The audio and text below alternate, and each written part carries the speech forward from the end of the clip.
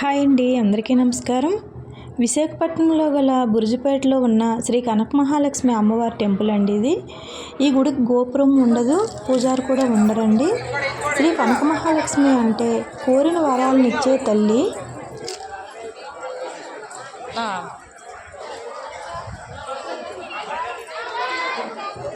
వైజాగ్ వాసులే కాకుండా చుట్టుపక్కల ఉండే గ్రామస్తులు అందరూ కూడా ఈ అమ్మవారిని తమ ఆడపడుచుగా కొలుసుకుంటూ ఉంటారు.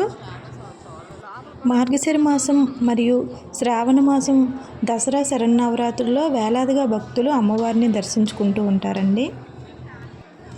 ఇక్కడ అమ్మవారు స్వయంభూగా వెలిశారన్నది భక్తుల నమ్మకం.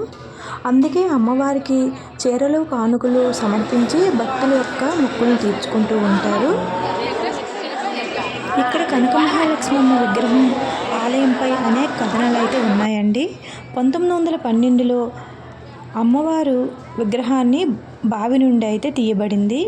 ఒకప్పుడు ఈ ప్రాంతాన్ని పాలించిన విశాఖ రాజుల పరిధిలో అయితే ఈ ఆలయం ఉండేది.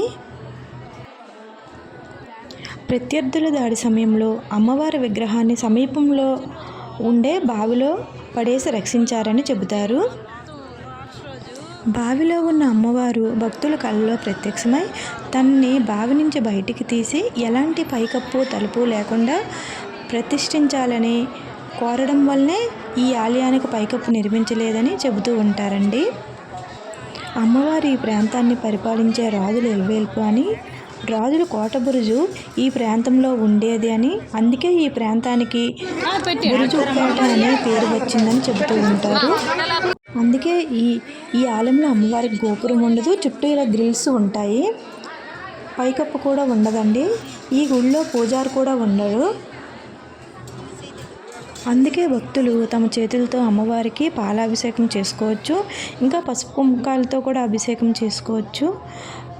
భక్తులు బిందెలతో నీళ్లు కూడా అమ్మవారికి స్వయంగా అభిషేకం చేసుకోవచ్చండి. ఇంకా స్పెషల్గా అమ్మవారికి మార్గశిర మాసం గురువారాల్లో అయితే చాలా ప్రీతికరమైన రోజు.